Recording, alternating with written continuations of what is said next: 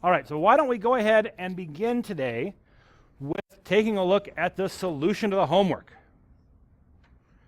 So it's pretty quick to go through, so let's just go ahead and do it. I'm just going to work, I'm going to be picking up where we left off on Monday. So we got a pretty good version of our ISBN validator, but there's a couple more things I'd like to do with it, and they happen to deal with today's content, so that'll be great. So let's take a look at the Visual Basic Editor. And I guess I'll just do the homework in a new module. So insert a module. What we're we doing is a color switcher.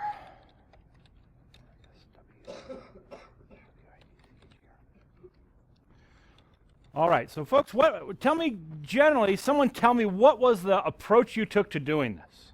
Yeah, go ahead.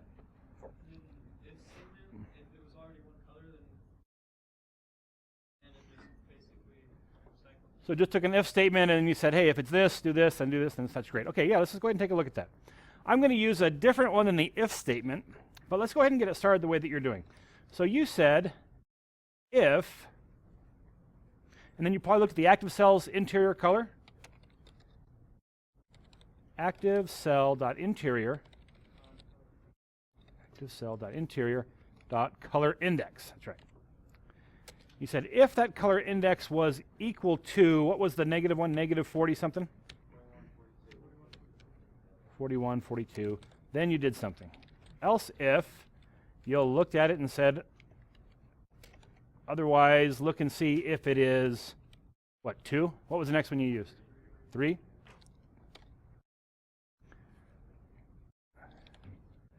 And then you probably did something like this. Active cell dot entire row dot interior dot color index equals, and what's the next number? Do we start with 3? 3. If it was 3, then you set it to 4. If it was 4, you set it to 6 or something like that. Is that right? Okay. How many of you did something, it takes more rows than this, but how many of you did something almost just like this? Okay, very good. Did anyone use the case statement? Oh, somebody did the case statement. I like the case statement better for this one. Let's take a look at it. And I'll build out the whole example in the case statement, or the select case statement. Select case, and then I'm going to look at the color index of the active cell. I'll have an end select, and then inside we'll have these other smaller case statements. So case, and then negative 41, 42. So what the case statement does, the select case structure, is it breaks the comparison. So here on the if statement, I'm doing the comparison all as one set. But here I say, here's half of the comparison, and then the other parts of the comparisons are on the different lines that I'm evaluating. So if it's 41, 42, we'll make it 3. And then we can have multiple ones of these. If it's 3, then we'll make it 4, and so forth. If it's 4, we'll make it 5. Now, one of the things I really like about the case statement is that when I have, I'll make it 6 if it's 4. When I have just one line to execute, it turns out there's a syntax in VBA that will allow me to put 2 statements, count them, 2, on one line. And that's the colon. In most languages, you have to put some kind of indicator that says when I'm done with the statement. And if I want that statement to go across multiple lines, you can do it. VBA assumes one statement per line. But if you want to put 2 statements on a line, you can do it by separating the statements with a colon. So instead of making this come onto multiple lines, I could come and put this onto the same line by putting a colon right there. That's what the colon means. 2 statements, same line. And so this will give me what I think will be a structure that looks a little bit better because it's going to line up like elements all together. So 4, 6, how far did we go? 7, 8, was that it? Okay, so if it's 3, we'll make it 4. If it's 4, we'll make it 6. If it's 6, we'll make it 7. If it's 7, we'll make it 8. Otherwise, we're going to make it the first one, negative 41, 42. So just the ability to be able to kind of line these things up vertically and have those numbers line up nicely, I can see the pattern that it's following, just makes this a nicer construct for this particular problem. Now, I'm going to do one other thing here. Instead of saying case 8, I'm going to say case else. Any other thing. So if it's negative 41, 42, we're going to go to a certain thing. If it's 2, we'll go to a certain thing. If it's any of these. But if it's anything besides that set, then let's just go ahead and clear it out, and that will take us back into the cycle to cycle through. So if someone's put a really strange color that wasn't anticipating there, this will still allow us to cycle through the rows on that row, the colors on that row. Do we see it? Doesn't that look pretty? I don't know if it really looks pretty, but it's a lot nicer than, it's a lot easier to read and see what's going on than this one. The other thing that I like about using the select case statement for this is that the select case statement is wired to say, I'm going to make several comparisons against a single expression. So I've got one expression here, and I'm going to do something different depending on which of these it maps to. In the if-else-if structure, each one of these comparisons are totally independent from each other. And so they don't all have to be looking at the color index property. One could be saying, hey, if the color index is this, do this. Otherwise, look and see if the width of the active cell is this, and do that. Otherwise, look and see if the row height is something, and so forth. Question? Is there any way to incorporate a width statement in this so we don't keep typing out active cell dot into Sure. The question is there a way to do a width statement in this? Yeah. So in fact, anytime you see a long path like this that identifies a particular object, and you've got that multiple times, you could break that out into a width. So you can say, hey, with this object, and then put an end with. Then everywhere you want to refer to a property or a method of that object, you just start the expression with the dot, and it will assume you're talking about the object that is identified on the with block. I'm not a big fan of the with statement, personally. There are some times, and I have to admit that this now looks even nicer than it did before. You know, there's less writing around it, but it comes, where's the with?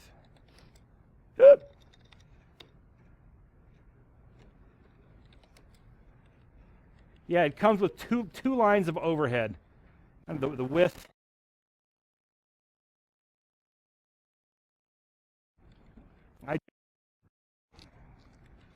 Yeah, it's probably just personal preference. I probably would have written it the other way. I get that this one's a little nicer to look at. Other questions? It'd be good to see if this thing even works without having mistakes. Apparently today I can. Looks pretty good. Okay. Whew. All right. So that's the homework. How long did it take you? Hour or so? 30 minutes? Okay. So where did we leave off on our ISBN validator? I don't even remember. So let's go ahead and come back to the code. I'll come back to module 1. Is valid ISBN 10. Oh, it's kind of short. Okay, how many of you have taken a look at the homework, or I'm sorry, at the project that kind of stems from this class example, the ISBN 13? What's the big difference that ISBN 13 is asking you to do that we haven't even tried to tackle yet in this one? Yep? Taking like the odd numbers. Okay, so that's one of the differences, is that here we're just going through every single number, we're treating it similarly. In the ISBN 13, we've got to take every other number, treat it one way, and then take every other numbers and treat them a different way. But there's one other kind of requirement that we're expected to do there in terms of validation. So in this example, we said, listen, if you send me anything different than 10 characters, it can't be right.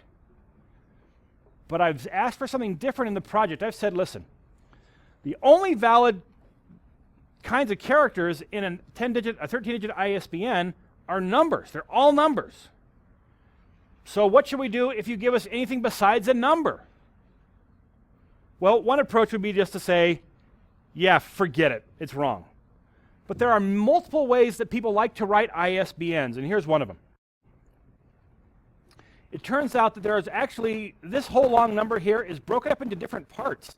It's like the first number indicates something, and then the next few numbers indicate something, and then the next, so they're actually little different pieces that mean something different.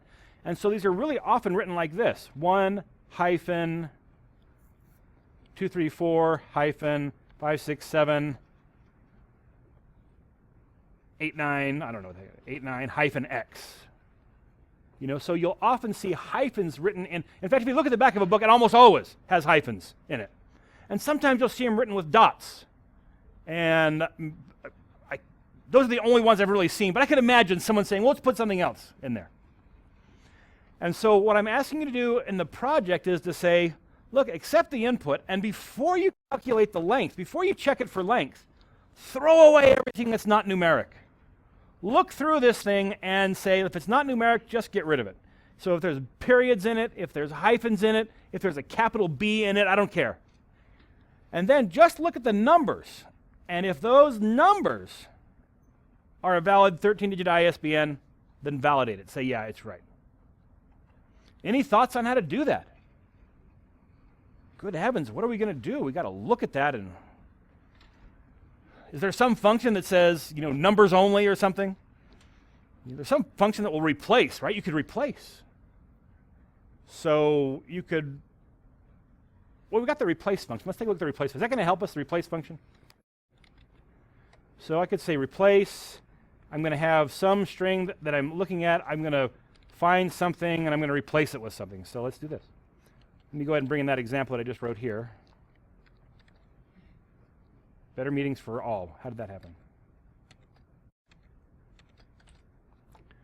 Let's put this here. And then we'll say I'm looking for the hyphen, and I'm going to replace it with nothing, a zero-length string. Hey, that does a pretty good job. What's the problem with taking this approach?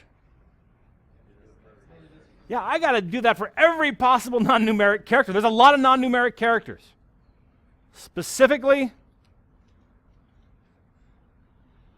there's like 246 of them.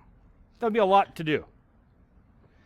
So that's not going to be this wouldn't be too bad if I was saying accept hyphens in there or accept periods in there. And then you do hyphens or periods, and then we could move on. What's that? The X. What about the X?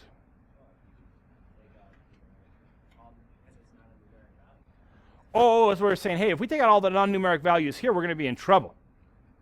Right. That's why I didn't do this on Monday. The good news is, for the project, you don't have to worry about the X, because your check digit and the 13-digit ISBN is numeric. They're all numbers. So yeah, we'll have to treat the X separately, which we can do. So why don't we go ahead and write a function? We'll call it numbers only. We'll pass it some collection of characters, and we'll find every single number in that, and we'll put that into what we're going to send back, and any letters that are in that, we'll just ignore them. Shall we? Let's go ahead and do that. I'll write it here at the very top. Function. F-U-N-C-T-I-O-N. Numbers only. All right, someone want to talk me through what I do from here?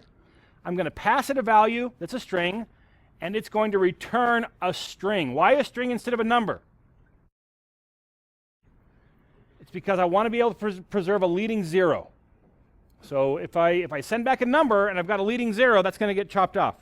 But if I send back a string and there's a leading zero, it'll get preserved. So I'm going to accept a string, and I'm going to send back a string. Help me with the syntax. Anyone need full credit that wants to give it a shot?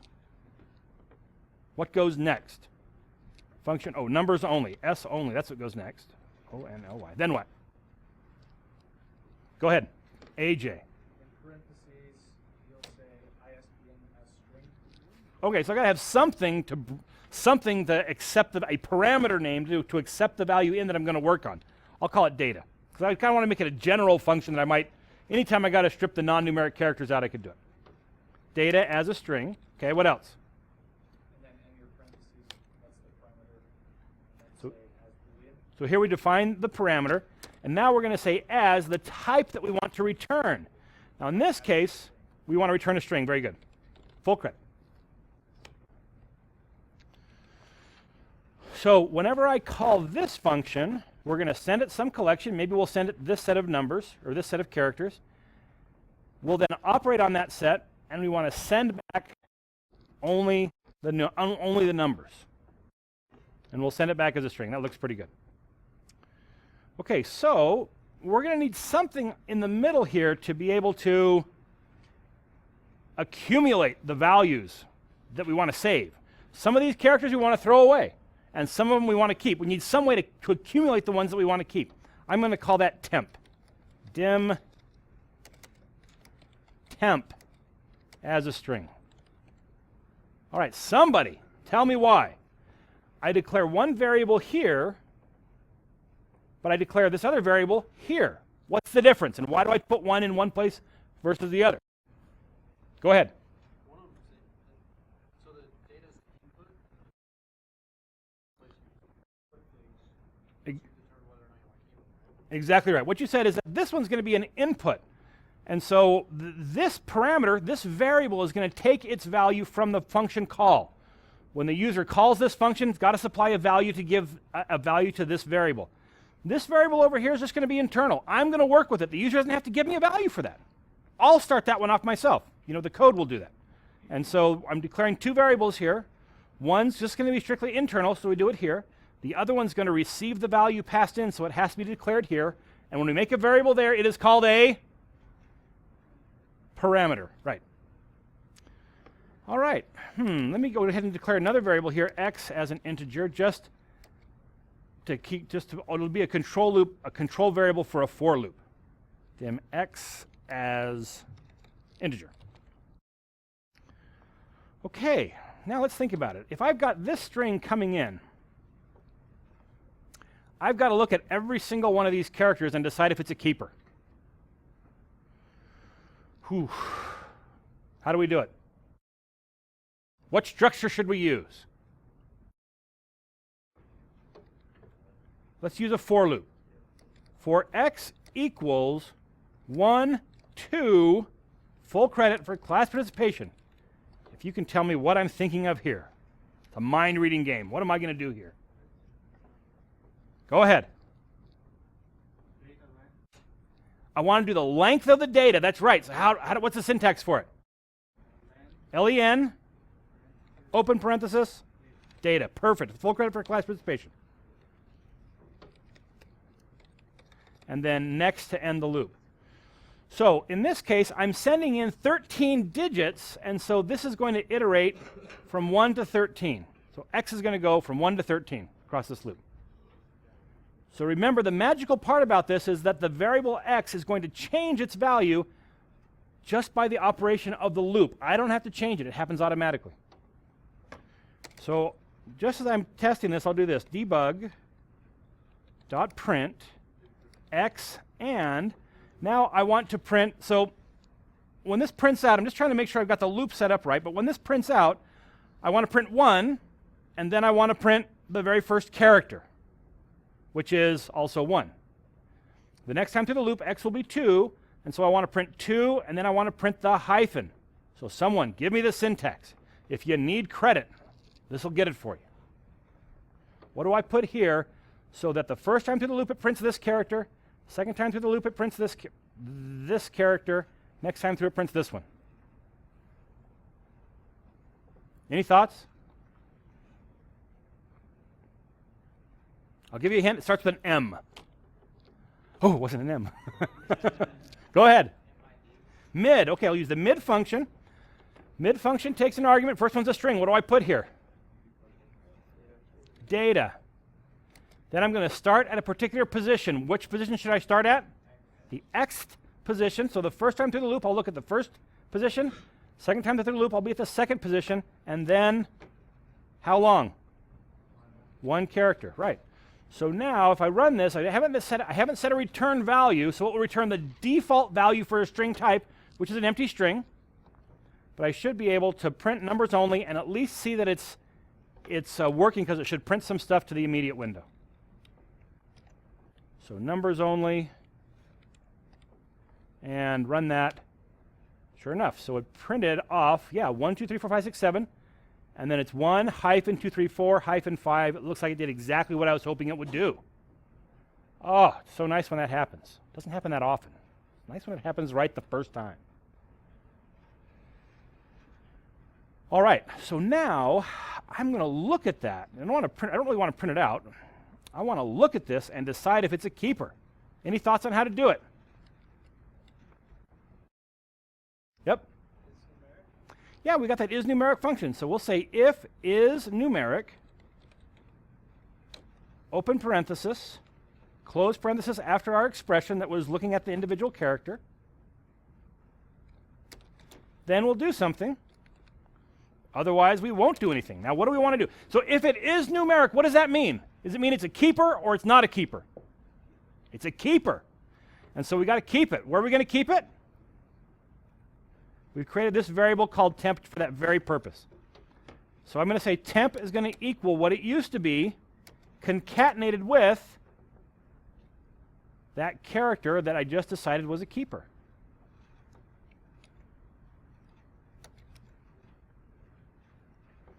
What does it do when it gets to, so when it gets to the 1, it'll say is numeric 1? Yep, and it's going to say temp equals what it used to be. What does it start as? Empty string. And so it'll have a 0-length string, and I will concatenate onto that the 1. So far, so good. I get to the next. I come back to the top. X is now 2. My mid expression will look at this. Is this numeric? No. So I get to right here, and this expression evaluates to false. So what do? Drop to the end if. So I bypass this, and I move on. What happens to that space? What do I do with that space, or that hyphen? I don't do anything with it. I looked at it and said, I don't need it. I don't have to say anything that says I don't need it. I'm just not going to collect it. I think that's it. I spelled numeric. Is N-U-M-E-R-I-C. That I was like 2 places out of, that was like 2 digits out of place. Okay. So let's try it again. Numbers only. I've taken rid of that, I've gotten rid of that debug.print, so it should just give me the result. Did it give me the result? Yeah, it did. It gave me exactly what I told it to give me. You know, I never told it what to do with the temp file, so you'll notice that when I hit enter here, it actually moves me down 2 lines. So it's giving me that 0-length string and then moving me on. So once I'm done with the loop, I need to say that the name of the function is equal to my temporary variable, which is where I was accumulating the valid characters.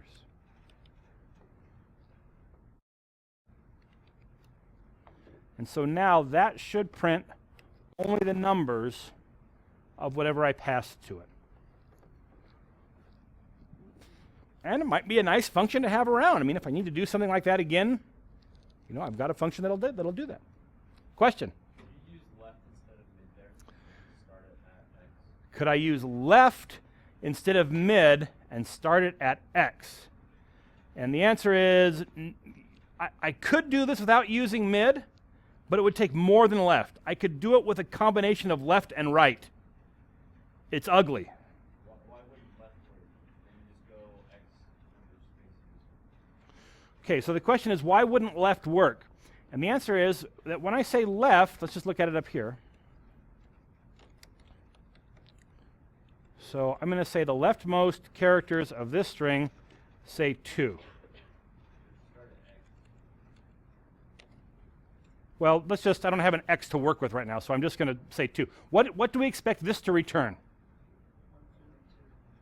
It's going to bring the leftmost 2 characters. It's not going to take the second character from the left. So that's going to return 1, 2, and if I do 4, it's going to return 4 characters. So what I could do is I could take the leftmost of that, and then I could take the rightmost 1 character of that expression. And that will bring me just the 4. Which way do you like better, right, left, or mid? Hopefully mid. Mid's a lot more readable. But yeah, you could get by without mid if you had to. Incidentally, you could get by without left and right if all you had was mid. You can buy without left really easy without mid. Right's a little harder. Okay. So that's pretty good. Now, if we're going to integrate this into our isValid ISBN 10, as someone mentioned earlier, we have an issue because if I pass the whole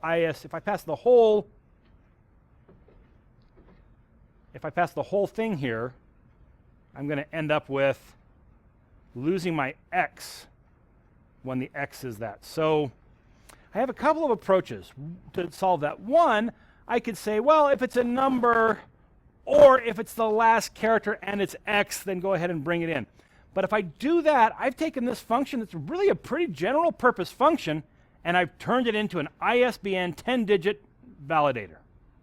I'd prefer to leave this as a more general function and keep that logic that's specifically ISBN 10-digit down here in the ISBN 10-digit thing. So let's leave this returning numbers and let's talk about what do we have to do to kind of treat that. Not talking about code, talking about logic. So just in English, what do we have to do to be able to correctly address that last character? We can't just send the whole thing in. Yeah, go ahead.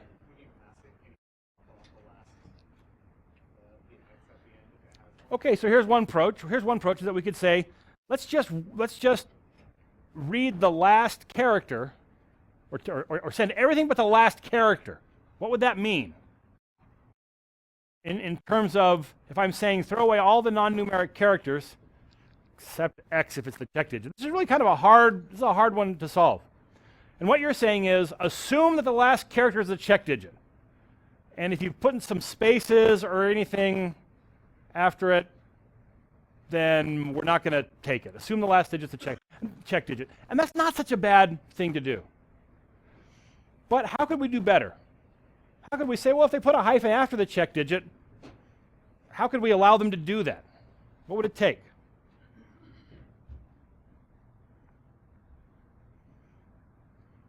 And really what I'm going to do is I'm going to say, listen, I got to start from the, wait a minute. I got to start all the way from the other end and work backwards until I find something that could be a check digit. So what would I have to look for in that case? So to find the check digit, I start at the end and look backwards until I find one of what? 11 possible symbols, 12 possible symbols it could be to be the check digit. What are they? 0 through 9, uppercase X, lowercase x. And so what I could do is I could say, start all the way over here at the end of the number and move backwards until I find a valid check digit, one of those 12 symbols. And once I find one of those, say, aha, that's the check digit. And if I had a decimal out here or a space or anything else, just ignore it. Whew. Shall we do that? Yeah, let's go ahead and do that. Yeah, why not? Okay. Since that's going to be something that's really pretty much specific to dealing with an ISBN 10-digit check digit, let's go ahead and build that right in here. So we're doing this. We better do all this before we look at the length. So let's start right in here.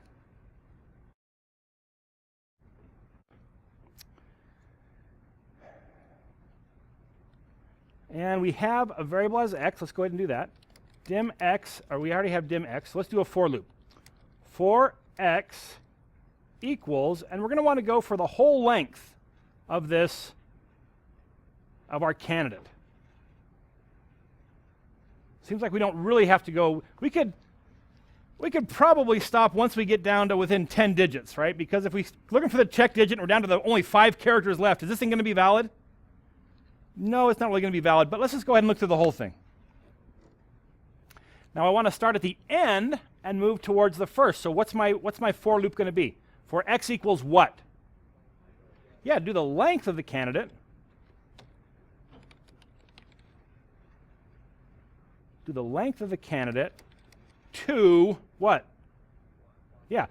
Before I would say from 1 to the length of what I'm looking at, we'll just reverse it. Now, how do we get the thing to count backwards? When I get to the next here, this thing's going to want to add 1. I got to tell it don't add 1. What should I tell it to add? We should tell it to add -1. And here's how I do that.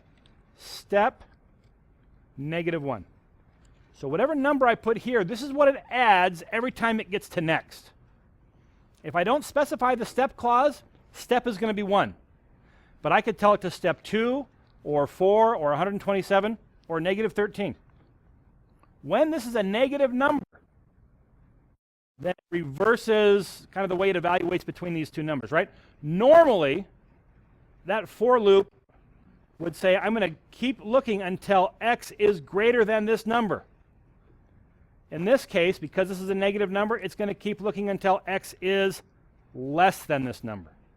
So there's a little bit more going on here than just what does it add, because if this is negative, it flips how it's evaluating this. It knows it's going to be moving down instead of up, and so it changes the logic here.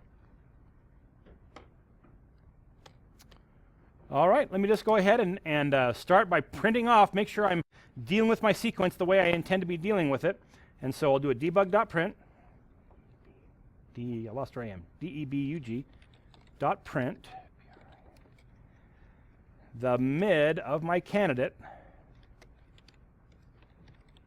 starting at the x position and taking 1. And I'll go ahead and print x as well here. I'm going to put a breakpoint right here when I'm done here. I don't really want to run through the rest of this. I'm not even sure how this is going to affect what the rest of this is doing. So I'm just going to put a breakpoint there to stop it. And I'll change this to isValid ISBN 10. By the way, those of you who are trying Join Me, Viewer 31 wants to control my screen. I don't know who Viewer 31 is, but I'm denying. Is this working for you? It's coming through. It's quick enough that you can see what's going on. And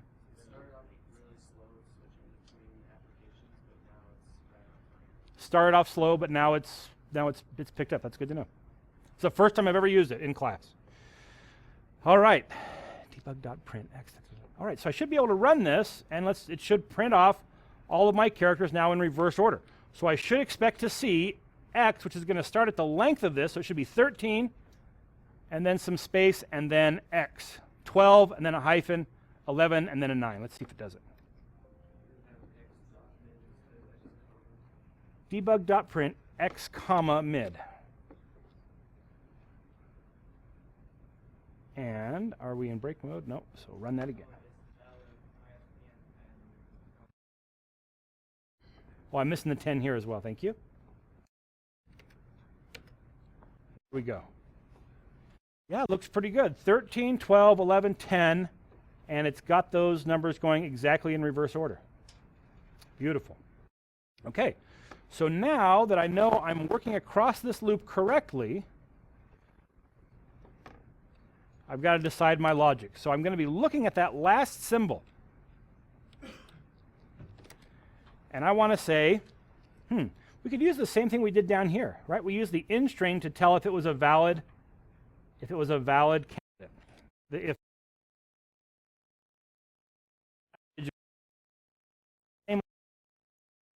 So I will say if in string, looking in this collection of valid symbols, starting at the first character, looking for that one character that I'm considering, if that's there, if it's greater than 0, so in string returns the position of where it finds the second string inside the first one. So if it finds it anywhere in here, then that's a valid check digit. I'm not quite. If it's greater than 0. No, because if it's 0, the question is, should it be greater than or equal to 0? And the answer is no, because what 0 here means, it means the position inside this string. And if it doesn't find this character in this string, the way it says I couldn't find it is it will return 0. The fact that the first character is a 0 is totally coincidental. This is an arbitrary set of characters, and this number is telling me the index, the location of where it found this string inside of this string. All right, I'm not quite sure what I'm going to do here yet, but I know what this means is that I found a valid check digit. Found a valid check digit.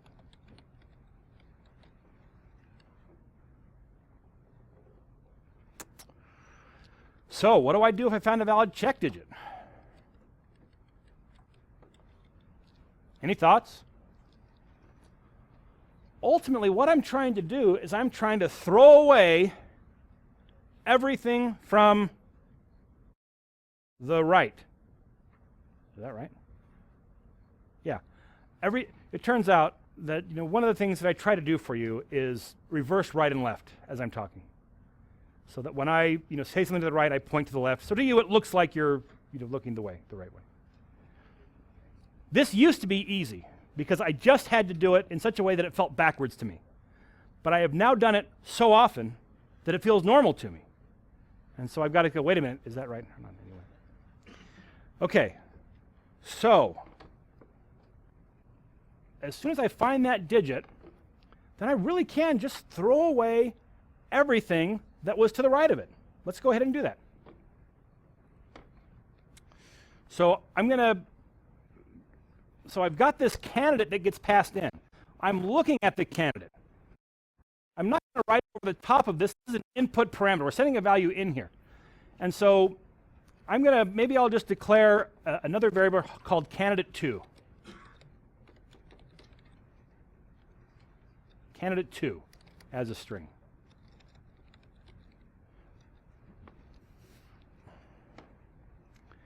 And I'm going to start off by saying that my candidate2 is equal to my candidate.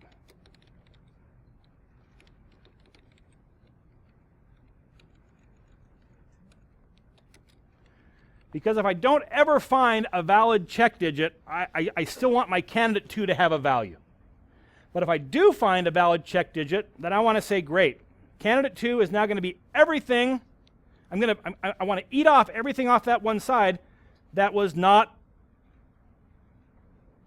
possibly a valid check digit. And so I'm going to set, so once I find a valid check digit, I'm going to set candidate2 equal to something else. Candidate2 now equals what? I found a valid check digit. I want everything to the left of that check digit and including that check digit. That's what I want my candidate2 to be. So how do I say it? What's that? Let's try the left function and see if it works for us. I want the left of what? Left of candidate. And how many characters?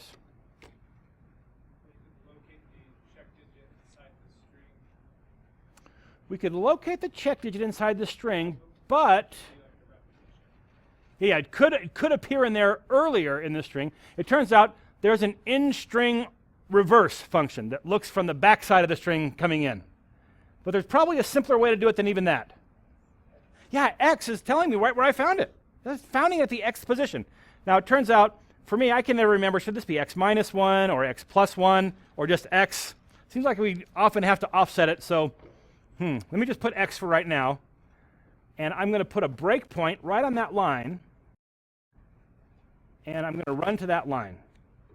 And now I'll just print this and see what it says.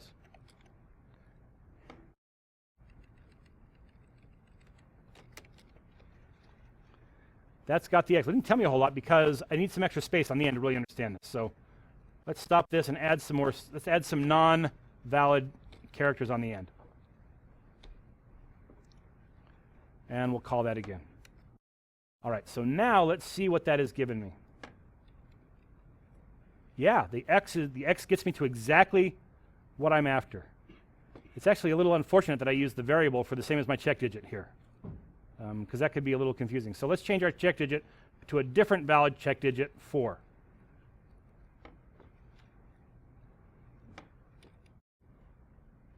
And then we'll run this. Let's run right to that point. Let's take a look at what we've got. Right, so now it's found everything to the right that's not possibly a valid check digit. And it says we don't need that, and right up to the X is what we're after. So now if we assign candidate 2 to that, at this point, our candidate 2, F5, and I want to just keep running this. Oh, yeah, what's happened here? So it found, let's find out where we are right now. I ran it a couple more times to that breakpoint. What's it doing? It found the 4. Do I want to keep looking once I find that 4? I want to be done, but I haven't told it to be done yet. It's continuing to loop and find that next one. So as soon as I assign that candidate 2, what do I want to do? Exit the for loop. So now when I run this, it should stop at the second breakpoint. And if I look at now candidate 2,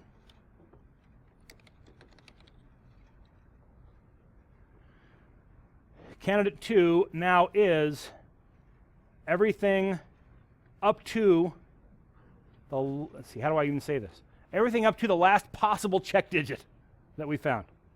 So all these things that are not check digits, couldn't be check digits, we ignore those till we find the one that's a potential, it's a contender, and we say, okay, that's the end of the string. Everything else is what we've got to validate. Go ahead. Did you say that the string function returns the position of that character, or whether or not it found one of those characters in the string? So the question is, what does the in-string function return? And the answer is, it returns the position of where it found the second string inside the first string. And so it will always return a number.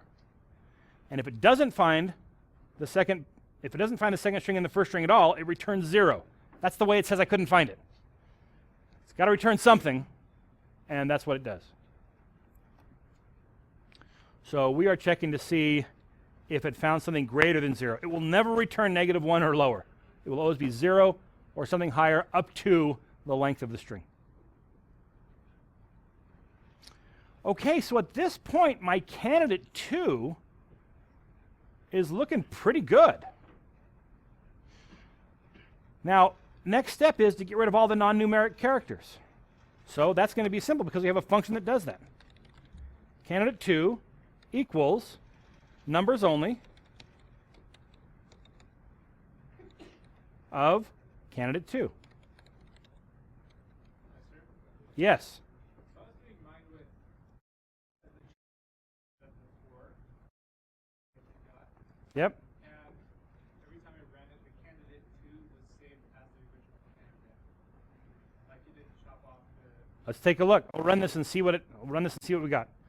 So I'll run this. It should go down and stop at that breakpoint. Then we should be able to take a peek at candidate 2. And oh, I went too far. I wanted to stop before I ran this one. So stop there. Let me delete this.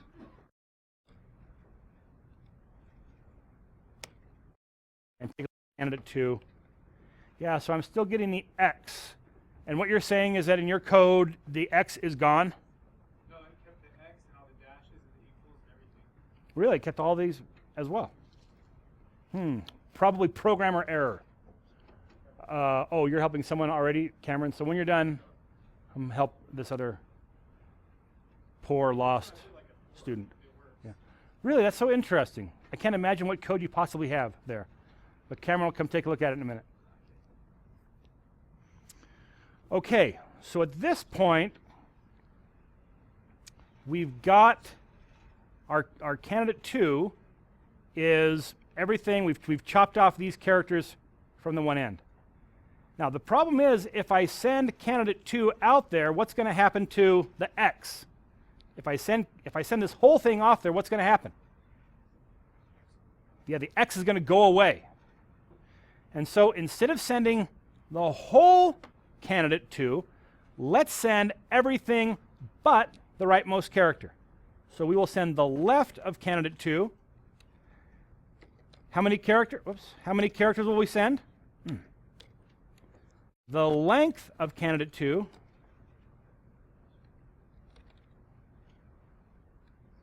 minus 1.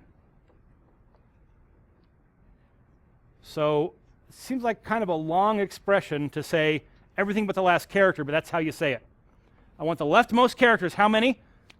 The whole length of the string, but one less. That's everything but the last character.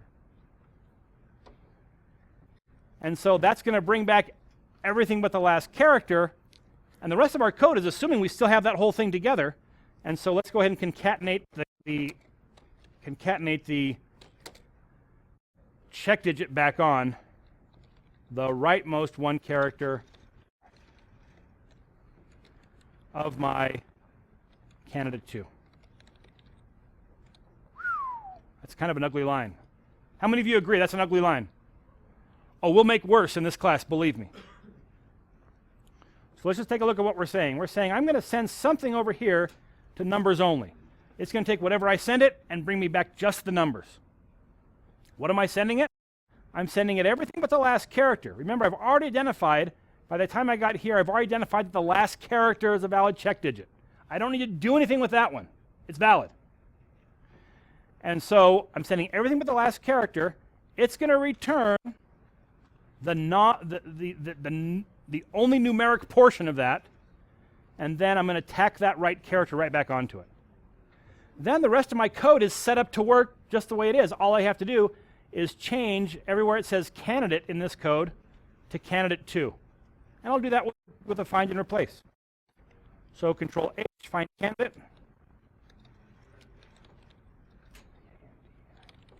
And replace it with candidate 2.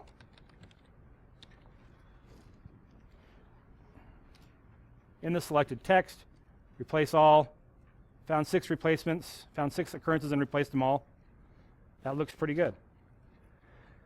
And so now the rest of my code should behave exactly right. Let me put a breakpoint here, and we'll run this to see that it's got it has stripped my ISBN down to just what I want it to be. So we'll look at candidate 2 at this point, and we've got it. It's all there.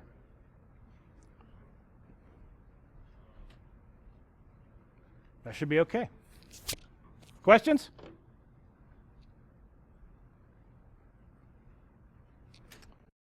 I have a question. What's going to happen if it never finds a valid check digit? Never ever finds a valid check digit. What are we going to end up with? Stand by. So let me put a break point right here.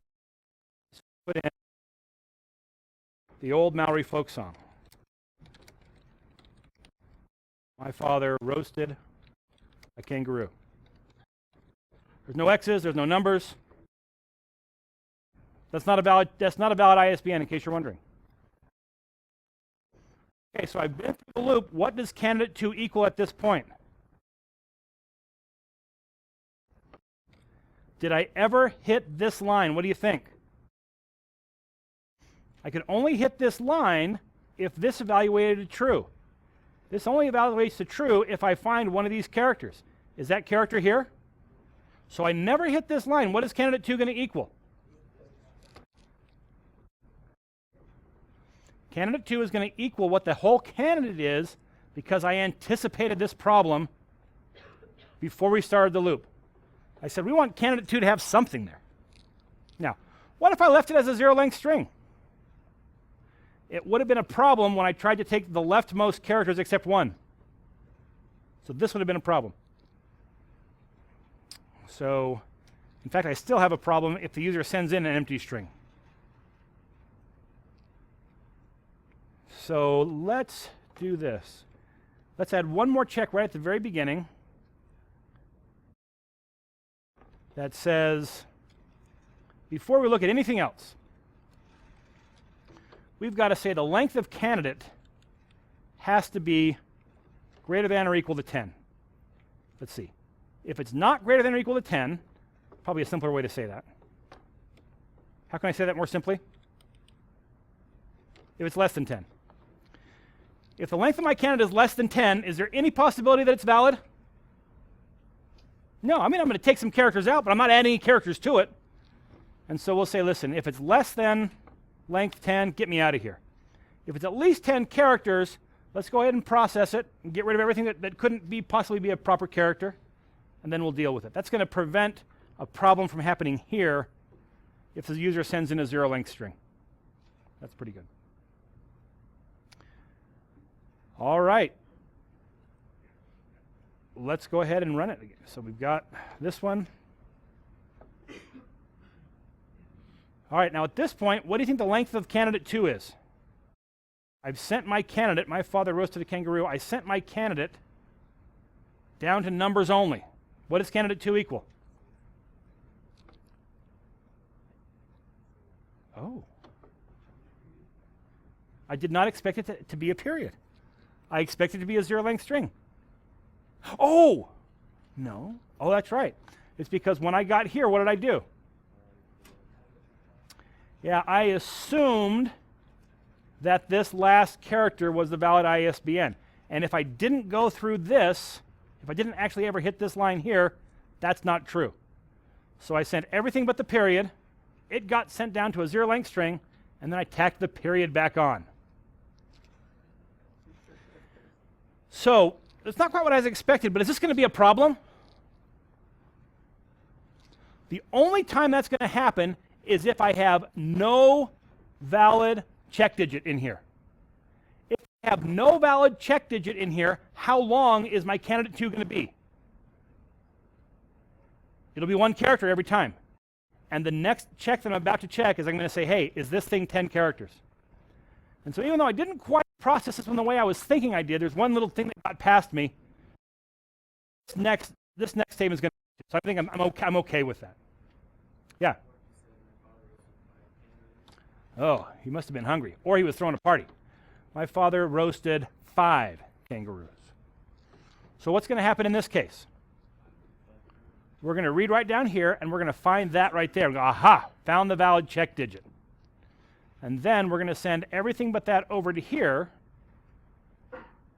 and this will all get stripped away because there's no numbers, and it'll end up with just 5.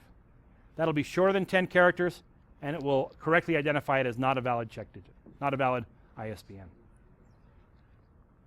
What's that? Nope.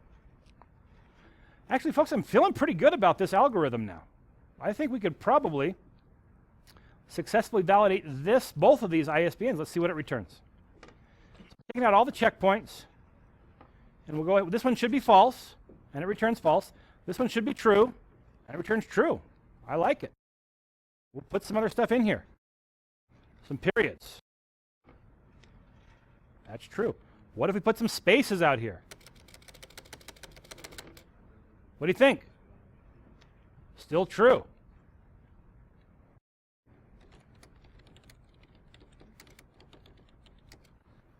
What do you think? Still true. Now, folks, truthfully, should we look at that and say that's a valid 10-digit ISBN?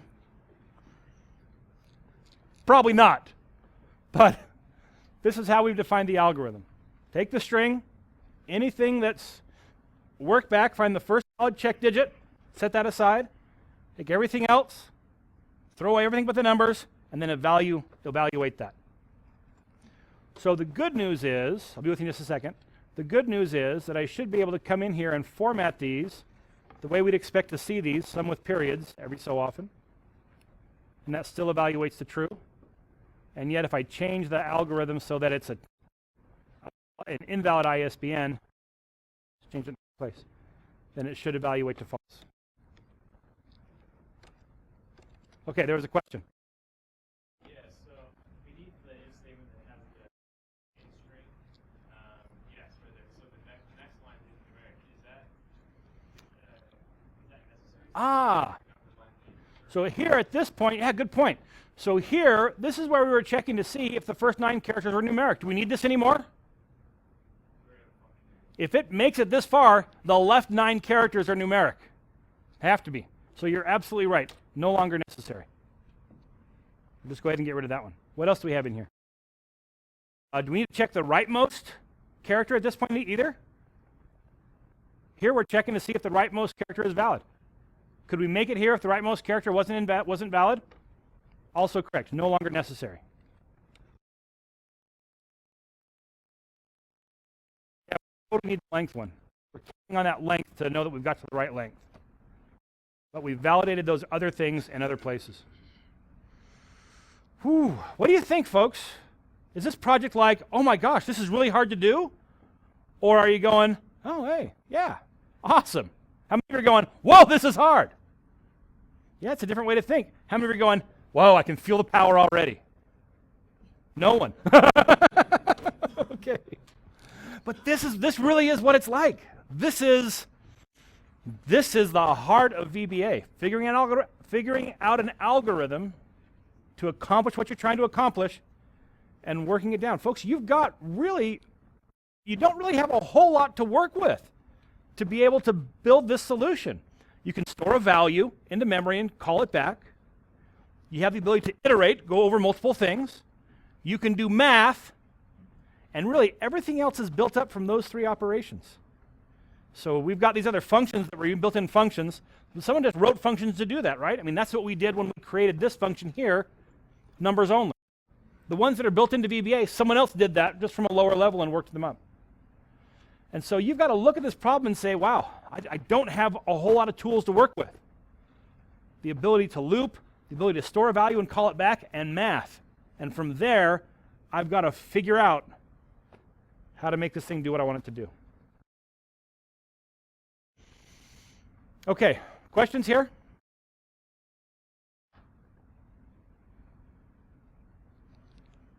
All right, we've got like 14 minutes of precious class time. And what else have we covered in the chapters for today? Let's take a look.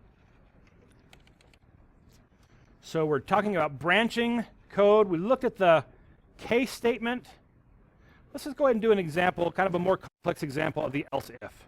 Make sure that we grasp that else if, because it's kind of an important. I'm going to come into module 2 to do that. Actually, I'm going to save before I forget to save. That's cancel. I want to save. All right, let's look at module 2.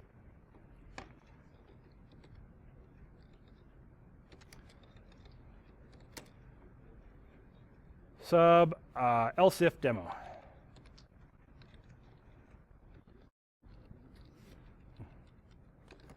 Dim x as an integer, x equals 5. Okay, let's just do this. If x is greater than 4, then we'll do something. Else if x is equal to 10, then we'll do something else, and if.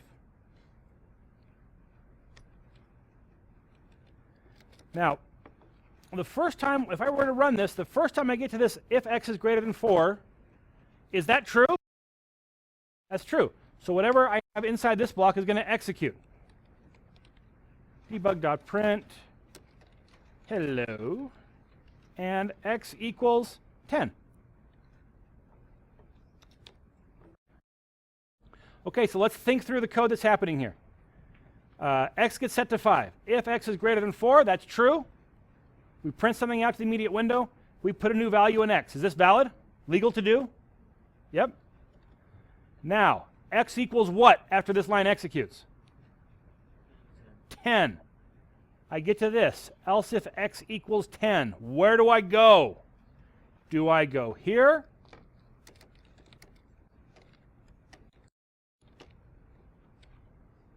Or do I go here? What do you think? Let's vote. How many of you say this is going to print yikes? After all, x equals 10. How many of you say not going to print yikes? Kind of equally spaced. About 25% and 25% voting. We had a 50% turnout at the polls today, which, given the current state of the political field, it's a pretty good turnout. Let's run it and see what we get. I didn't get anything. Got to be in the procedure and execute. Well, if that's the reason you said it wasn't going to print, you're right. Debug.print. And it prints only hello. Here's the point that I want to make sure you really understand. And it applies to both the select case construct and the if, else if, else if, else if, else if, else, and if construct. And that is the blocks in both of these structures are mutually exclusive. There is nothing that I could do to cause more than one of these blocks to execute. So the way this processes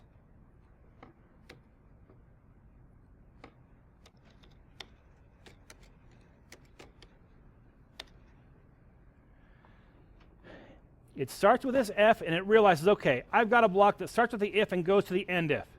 It might have other clauses in here, but it is all one set. Debug.print.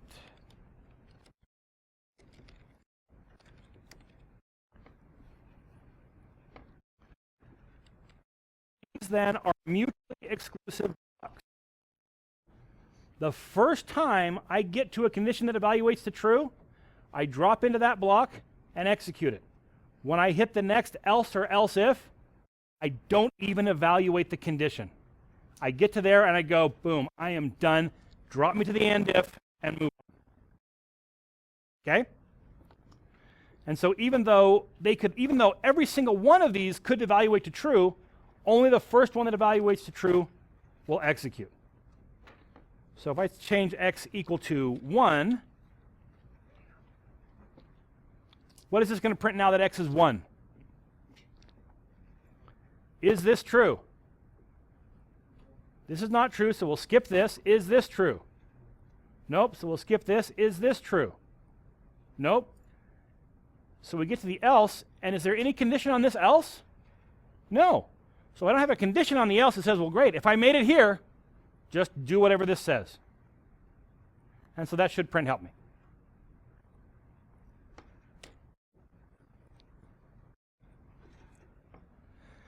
It doesn't matter how hard you try. I just thought of a way you could probably do it, but it would be really bad. It would be a really bad idea.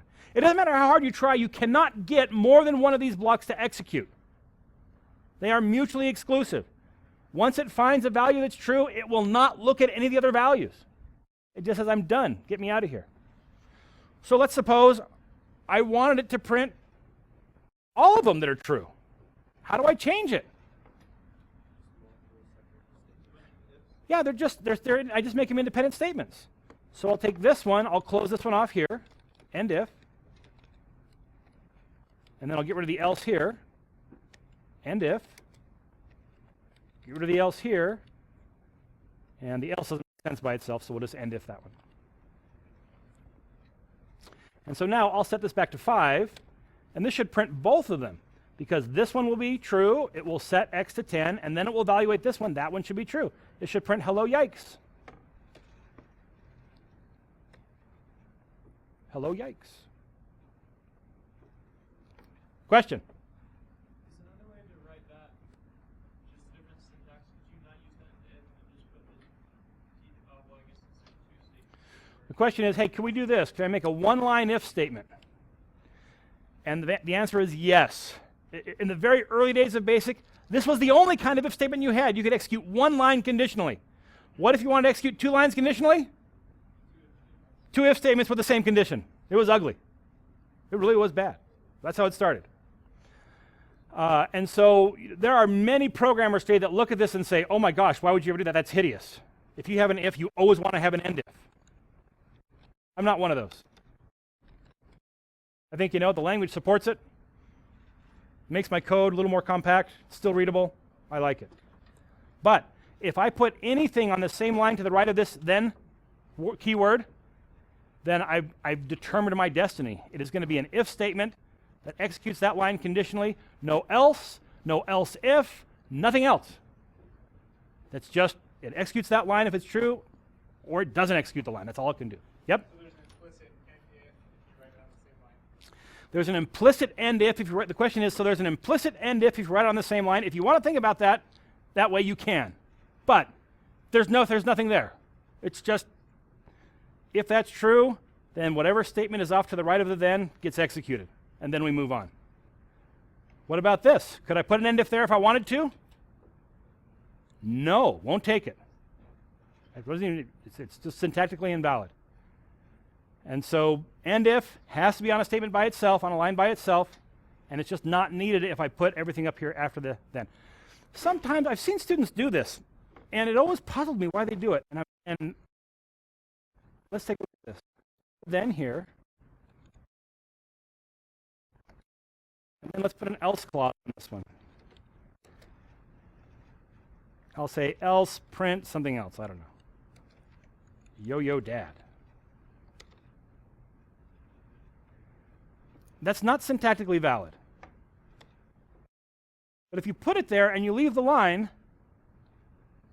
the interpreter goes, you can't put anything there unless you say this is two different statements.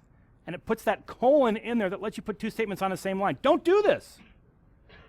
For a long time, for years, I saw this in my students' code and I thought, where did you learn to do that? It works, but how did you possibly learn that? And it really was years before I realized it's putting that colon in for you. You put that on the same line, it pops the colon in for you. Don't do that. This belongs down here. Incidentally, you'll notice that I'm pretty sure to tab these in so that when I say if, I don't see any lines of code looking straight down until I get the next control word of the block. So if, I'll see the else at the same level, and the end if, everything else is tabbed in. Very important for the readability of the code to do that. The interpreter couldn't care less about that white space. All right, questions?